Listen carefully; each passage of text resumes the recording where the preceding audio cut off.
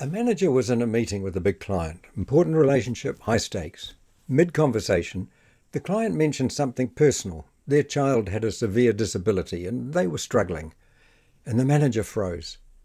He didn't know what to say. He didn't know how to respond. So he said something awkward, changed the subject, and spent the rest of the meeting feeling like he had gotten it wrong.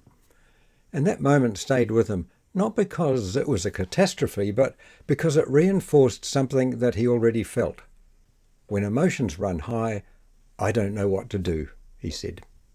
If you have ever had a moment like that, where someone brought strong emotion into conversation and you lost confidence, this video's for you. Hi, I'm John Fazandia, and thanks for stopping by. Here's what happens in most organisations. You get promoted because you're good at the job. You're technically strong. You know how the business works and you deliver results. But you weren't promoted because you're great with people, especially when people are upset or when there's tension and conflict. Nobody taught you how to manage those moments. So when someone gets angry or disappointed or shares something from their life that's hard to hear, you feel a nagging discomfort, that sense of something not quite right. Inside you're thinking, how do I respond to this? What if I say the wrong thing? And you lose confidence. The exception? Well, people do come into leadership roles already experienced with this kind of thing. I mean, think of someone like Dave Rennie stepping in as the new All Black coach. He's done it before. He knows how to navigate high emotions. He's confident. But a lot of junior coaches, they might know a lot about the game, but they don't know how to deal with players sharing their life challenges. They have to learn both, just as Dave Rennie had to learn both over 35 years.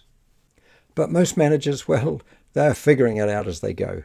And every awkward moment chips away at their confidence a little more. And here's what makes it worse. It's cumulative. You have one moment where you don't know how to respond. You get it wrong, or at least it feels like you got it wrong. So the next time someone brings emotion into the conversation, you're already bracing. You're already thinking, I'm not good at this. A team member gets upset. You don't know what to say. You say something that doesn't land and they pull back. Someone shares something sad from their life and you try to be supportive, but your words feel hollow and you know it. Each time the disquiet grows, that nagging sense that you are missing something, that you should know how to handle this by now. And sometimes, not always, but sometimes, an old feeling surfaces, a moment from childhood where you felt the same way, out of your depth, not sure how to respond, try to hide it. You don't talk about that. It feels too vulnerable, too unprofessional. So you carry it alone, and the lack of confidence builds.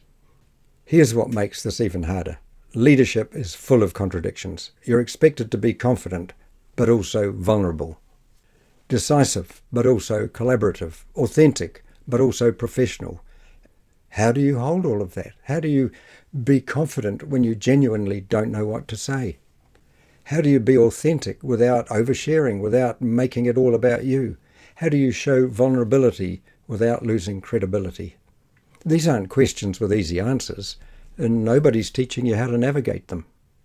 So when someone brings strong emotion, anger, sadness, disappointment, something hard from their life, you're not just trying to respond well, you're trying to figure out which version of yourself to be in that moment. And that's exhausting. Here's what I want you to know. This isn't a character flaw. It's not a sign that you're not cut out for leadership. It's a skills gap. You were promoted for your technical expertise, for your ability to deliver results, for knowing how the business works.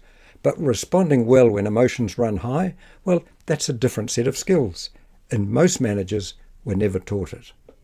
So when you freeze, when you say the wrong thing, when you feel that discomfort and you don't know what to do with it, you're not broken. You're just missing skills that you can learn. And the good news, these are practical skills, not therapy, not years of deep work, skills you can learn relatively quickly. Practice, repeat, and turn into habits. Skills that give you back your confidence when it matters most. If this is landing, and if you recognize yourself in any of these moments, you're not alone. Most managers face this.